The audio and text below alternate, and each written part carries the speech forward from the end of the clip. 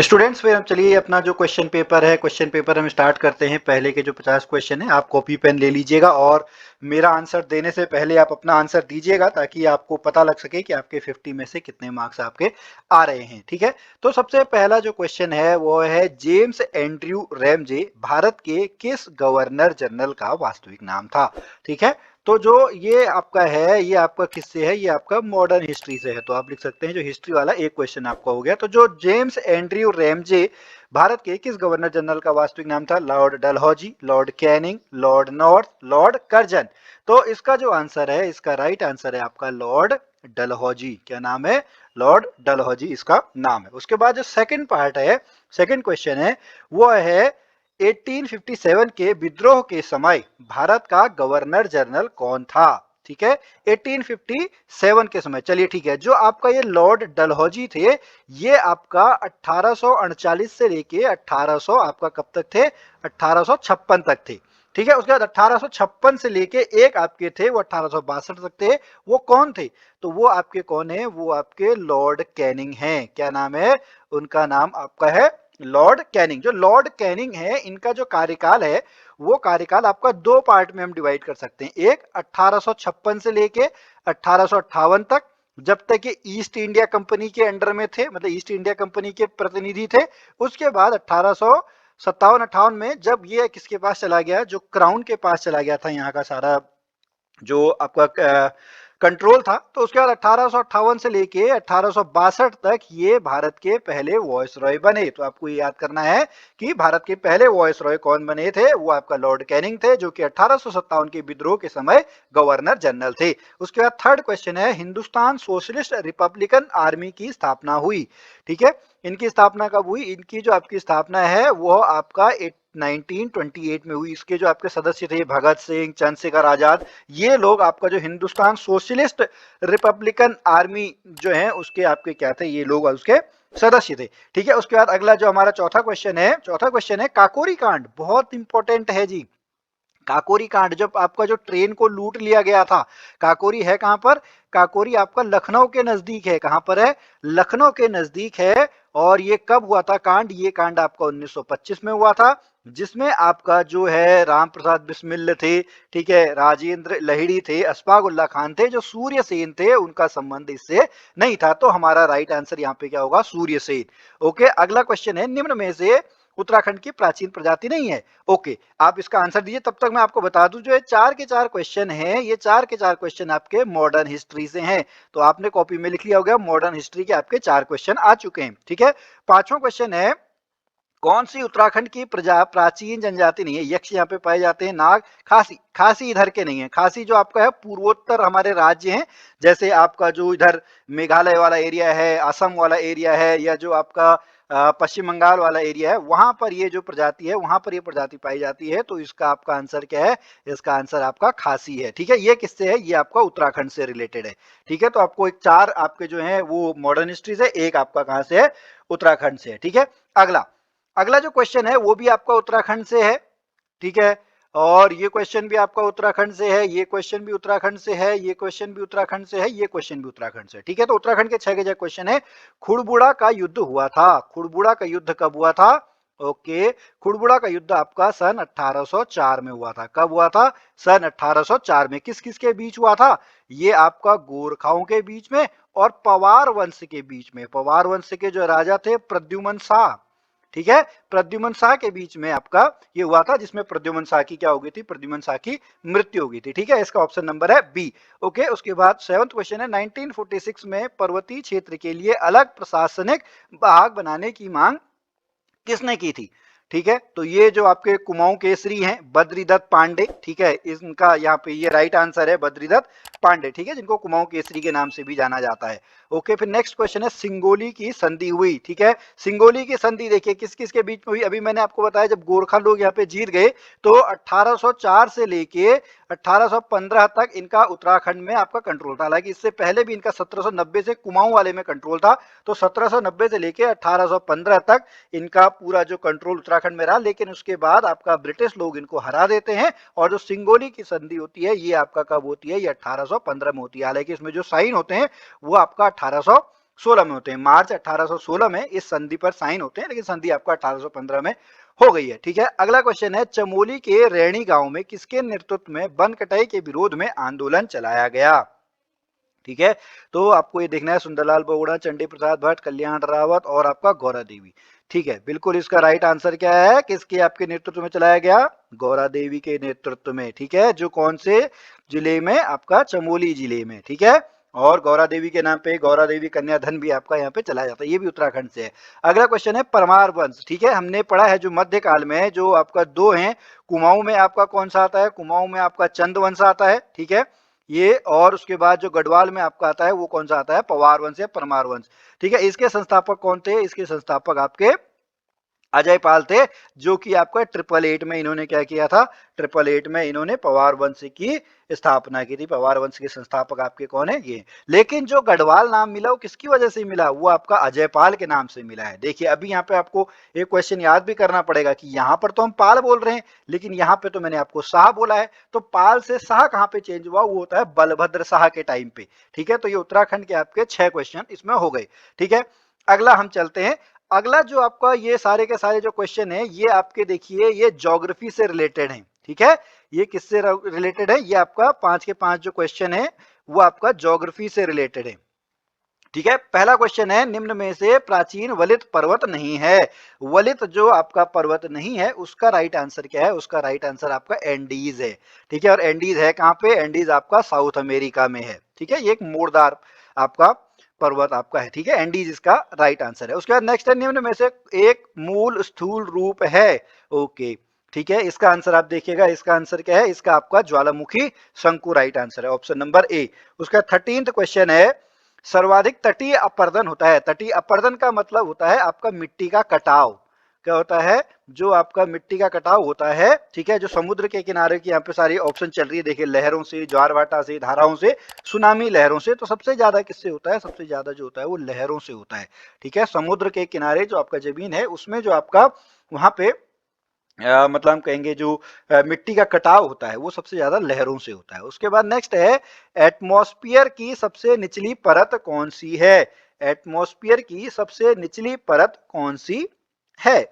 ठीक है, ओके, इसका राइट आंसर आपका कौन सा है? इसका राइट आंसर आपका शोभ मंडल है। ठीक है, सबसे नीचे कौन सी होती है? सबसे नीचे आपका शोभ मंडल है। उसके ऊपर कौन सा है? उसके ऊपर आपका समताप मंडल आता है। उसके बाद कौन सा आता है?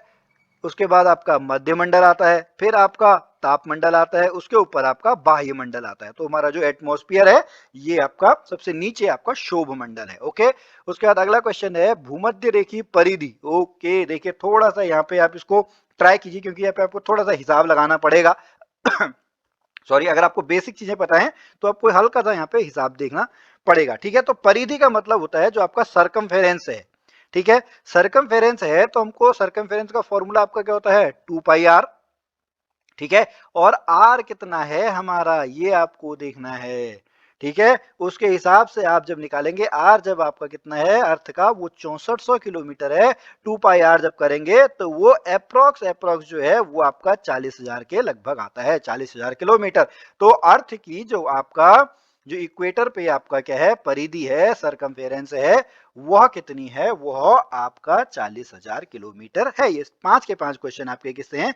5 के 5 क्वेश्चन आपका ज्योग्राफी से रिलेटेड है। ठीक है, आगे चलते हैं। ओके, आगे भी आपका देखिए ये जो है, ठीक है, और ये भी आपका उसी से है, ये भी आपका उसी से है। ठीक है, ये थोड़ा सा आप मान सकते हैं ये आपका इकोनॉमिक्स वाला पार्ट आ गया। ठीक है, ये आपका ज्योग्राफी से रिलेटेड है।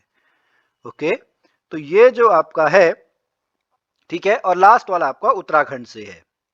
ठीक है, तो निम्न महासागरीय धाराओं में से कौन सी प्रशांत महासागर से संबंधित नहीं है? तो इसका जो आंसर है, इसका राइट आंसर आपका क्या है? इसका राइट आंसर आपका कनारी है। ठीक है, उसके बाद अगला क्वेश्चन है, साप्टा। ठीक है, दक्षिण भारतीय वरीयता व्यापार समझौता का गठन किस वर्ष में हुआ है? ओके, तो इसका जो राइट आंसर है, इसका राइट आंसर क्या है? 1993। क्या है? 1993 इसका राइट आंसर है। निम्न में से कौन सा एक समय की प्राकृतिक इकाई नहीं है? ओके, प्राकृतिक इकाई पूछी है समय के लिए। देखिए, समय के लिए हम क्या करते हैं? हम बिल्कुल अब जो टेम्परेचर वाइज आपका जो उस पर डिपेंड करता है, ठीक है, आपका जो हम कहेंगे जो मौसम आपके बदल रहे हैं, ठीक है, उसके बाद चंद्रमास बिल्कुल ठीक है प्राकृतिक इकाई है, ये बिल्कुल प्राकृतिक इकाई है, लेकिन मानक समय कोई प्राकृतिक इकाई नहीं है। तो हमने माना हुआ है कि ग्रीन विच मीन टाइम पे आपका वहां से टाइम की आपकी शुरुआत होती है, ठीक है। तो इसका राइट आंसर क्या है? इसका राइट आंसर आपका मानक समय है। उसके बाद बादल परिणाम है। बादल कैसे बनते हैं? ठीक है, जब जो आपकी गर्म हवा है, गर्म हवा कहाँ जाती है? गर्म हवा ऊपर जाती है, ऊपर जाने के बाद गर्म हवा क्या होती है? गर्म हवा ठंडी हो जाती है, वो किस में बदल जाता है? आपका बादलों में बदल जाता है। तो इसका राइट आंसर क्या है? संघनन, कंडेंसेशन कहते हैं इसको। क्या है? Condensation, option number D. ठीक है, उसके बाद निम्न में से कौन सा एक युग्म गलत है? निम्न में से कौन सा एक युग्म गलत है? ओके, डोडी ताल बिल्कुल उत्तरकाशी ठीक है। देवरिया ताल, ओके, देवरिया ताल यहाँ तो नहीं है। देवरिया ताल आपका कहां पर है? देवरिया ताल आपका रुद्रप्रयाग में है, ठीक है। तो ऑप्शन नंबर इसका बी हमारा सही है। बाकी देखने की आपको जरूरत नहीं, आपको टाइम भी बचाना है यहाँ पे। तो इसमें चार जो चाहे कोई पांच क्वेश्चन है, तीन ज्योग्राफी के, एक इकोनॉमिक्स, एक आपका उत्तराखंड से रिलेटेड है, ठीक है। आगे चलते हैं, आगे हम देखते हैं, ठीक है। आप तब तो क्वेश्चन देखिएगा, ये उत्तराखंड का है, ये उत्तराखंड है, ये उत्तराखंड है, ये उत्तराखंड है, और ये भी आपका क्या है? ये भी आपका उत्तराखंड है। तो पांच के पांच फिर से आपके उत्तराखंड के आगे देखिए। उत्तराखंड के क्वेश्चन अभी पिछली जो आपका है उसमें ज्यादा है, अभी तो जो 50 हमारे पास है। उसके बाद आगे हम देखते हैं, ठीक है। तो खतलिंग ग्लेशियर कहाँ स्थित है? ठीक है, खतलिंग ग्लेशियर कहाँ पे स्थित है? खतलिंग ग्लेशियर आपका टिहरी गढ़वाल में स्थित है। कौन सी नदी यहां से निकलती है? यहां से आपकी भिलंगना नदी निकलती है, ठीक है। कौन सी नदी निकलती है? भिलंगना नदी निकलती है। फिर अगला क्वेश्चन है, पूर्वी धौली गंगा सहायक नदी है। पूर्वी, देखिए पश्चिमी की बात नहीं, ये पूर्वी जो धौली गंगा है वो आपका काली नदी की है। हालांकि काली नदी दो से मिलके बनी है, एक काली और एक आपका गोरी नदी से मिलके बनी है। जो गोरी है ये आपका मिलम ग्लेशियर से निकलती है, और जो काली है ये काला पानी ब्यास जो क्षेत्र है वहां से आपका जो काली है ये निकलती है, ठीक है। और इसी काली नदी पे आपका पंचेश्वर डैम बन रहा है, ठीक है। तो इसका जो पूर्वी धौली गंगा की सहायक नदी है वो आपका काली नदी है। और उत्तराखंड की जो सबसे बड़ी नदी है वह भी कौन सी है? वह भी आपकी काली नदी है, ठीक है। आगे चलते हैं, उत्तराखंड राज्य के किस राष्ट्रीय पार्क को 2016 में प्रोजेक्ट टाइगर परियोजना के अंतर्गत सम्मिलित किया गया है? तो इसका राइट आंसर है option number C, Rajaji national park. क्या है? राजाजी नेशनल पार्क आपका देहरादून में, हरिद्वार में और पौड़ी जिलों में फैला हुआ है। जो हमारे आपके स्वतंत्र भारत के पहले भारतीय आपके गवर्नर जनरल थे, सी राजगोपालाचारी, ठीक है, उनके नाम पर इसका नाम क्या रखा गया है? राजाजी राष्ट्रीय पार्क रखा गया है। ओके, 24वां क्वेश्चन है, कालियासोड़ भूस्खलन क्षेत्र उत्तराखंड में कहाँ स्थित है? ठीक है, तो जो कालियासोड़ भूस्खलन क्षेत्र है ये आपका श्रीनगर और रुद्रप्रयाग के बीच में है, ठीक है। किसके बीच में? श्रीनगर और रुद्रप्रयाग के बीच में। ओके, अगला क्वेश्चन थोड़ा सा देखिए आपका ट्रिकी क्वेश्चन है, ठीक है। आपको पहले इनकी याद होनी चाहिए ये कहां पर है, ठीक है। तो निम्न उत्तराखंड में से किसमें आपका ये है, ठीक है। आप एक बार देखें, जैसे मैं एक बार हल्का सा इसको मैप से ऐसे याद कर लूं, ठीक है। ये आपका है, हमको पश्चिम से पूर्व देखना है। इधर आपका पश्चिम होता है और इधर आपका क्या होता है? इधर आपका पूर्व होता है। अब देखिए यहाँ पे आपको देखना है, जो केदारनाथ है वो आपका उत्तरकाशी में हो गया, नंदा देवी आपका चमोली में हो गया, बिनसर आपका कहाँ पे हो गया? बिनसर आपका अल्मोड़ा में हो गया, और ये कहाँ पे हो गया? पिथौरागढ़ में हो गया। तो इसी हिसाब से आपका है। इधर आपका क्या आता है? इधर पहले आपका उत्तरकाशी है, ठीक है, मतलब थोड़ा सा गलत बना दिया, ये आपका इधर बीच में उत्तरकाशी, यहाँ पे आपका चमोली, यहाँ पे आपका अल्मोड़ा, और इधर आपका क्या आता है? ऐसे पिथौरागढ़ आता है। तो ये देखिए यहाँ से आपका ये बिल्कुल सही चल रहा है। तो इसका ऑप्शन नंबर सी है, केदारनाथ, नंदा देवी, बिनसर और अस्कोट। अस्कोट किसके लिए है? अस्कोट आपका कस्तूरी मृग के लिए फेमस है, ठीक है। Option number C is the right answer. Okay, अगला 26वां प्रश्न चलते हैं। ओके, ये जो तीनों क्वेश्चन है ये फिर से आपके किसके आ गए? ये आपके ज्योग्राफी से रिलेटेड आ गए, ठीक है। किससे रिलेटेड आ गए? ज्योग्राफी से रिलेटेड है, ठीक है। तो आप सुमेलित कीजिएगा जो आपका क्वेश्चन नंबर 26 है, ठीक है। इसको हम देखते हैं एक बार। ओके, जो आपका इसका आंसर है वो ऑप्शन नंबर आपका क्या है? ऑप्शन नंबर ए है। जो बेस्ट दोआब है वो आपका क्या है? वो ये नंबर है, ये आपका ये है, ये आपका ये है, ये आपका ये है। तो इसका जो राइट आंसर है ऑप्शन नंबर आपका ए है। ठीक है, फिर 27वां प्रश्न क्या है, निम्नलिखित में से भारत में कौन जैव विविधता का एक संवेदनशील स्थान माना गया है। तो जैव विविधता के हिसाब से जो आपका है वो आपका कौन सा है, पश्चिमी घाट वाला हिस्सा है, ये नीचे भारत का हिस्सा है। ठीक है, ये तो ये वाला जो हिस्सा है ये आपका क्या कहलाता है, ये आपका पश्चिमी घाट कहलाता है। ठीक है, और तो जैव विविधता का जो संवेदनशील स्थल है वो आपका पश्चिमी घाट माना जाता है। उसके बाद अगला है, कोपेन के जलवायु वर्गीकरण के अनुसार निम्न में से कौन सा उत्तरी बंगाल सहित उत्तर पूर्वी भारत का उपयुक्त वर्णन है। ओके, तो इसका जो राइट आंसर है, इसका राइट आंसर है ऑप्शन नंबर डी, शुष्क सर्दी सहित आर्द्र उपोष्ण जलवायु। ठीक है, option number D is the right answer. Okay, आगे चलते हैं, क्वेश्चन नंबर 29। क्वेश्चन नंबर 29 हम देखते हैं कौन सा किसके साथ मैच हो रहा है। ओके, ठीक है, अब देखें। ओके, ठीक है, तो ये देखिए ये सब सिमिलर शायद मेरे ख्याल से मैच हो रहे हैं। ये आपका है ऐसे, तो 1 2 3 4 option number B is the right answer. ठीक है, अगला क्वेश्चन है, प्रायद्वीपीय भारत में, ठीक है, जो प्रायद्वीपीय नीचे वाला आपका हिस्सा है उसमें सबसे लंबी नदी कौन सी है। तो ये तो बहुत ही आसान सा क्वेश्चन है, उसमें सबसे लंबी नदी आपकी कौन सी है, गोदावरी है। ठीक है, अगर हम भारतवर्ष की बात करें तो गंगा पहले नंबर पे है, दूसरे नंबर पे आपको कौन सा है, गोदावरी। ठीक है, और अगर वैसे हम बात करें तो एक पहले ब्रह्मपुत्र आ जाती है, फिर गंगा आ जाती है, फिर आपकी गोदावरी आ जाती है। तो जो दूसरे नंबर पे टोटल भारतवर्ष की बात करें और प्रायद्वीपीय भारत में ये पहले नंबर पे है गोदावरी। ठीक है, ये दो क्वेश्चन भी आपके किससे हैं, ये दोनों क्वेश्चन भी आपके भूगोल से रिलेटेड है, ज्योग्राफी से रिलेटेड है। ठीक है, आगे चलते हैं, क्वेश्चन नंबर 31, भारत में सर्वाधिक सिंचाई विस्तार वाला राज्य है। ओके, सबसे अधिक जो आपका सिंचाई वाला जो राज्य है वो कौन सा है, वो आपका पंजाब है। ठीक है, ये भी आपका ज्योग्राफी वाला सिंचाई वाला पार्ट उसमें आया।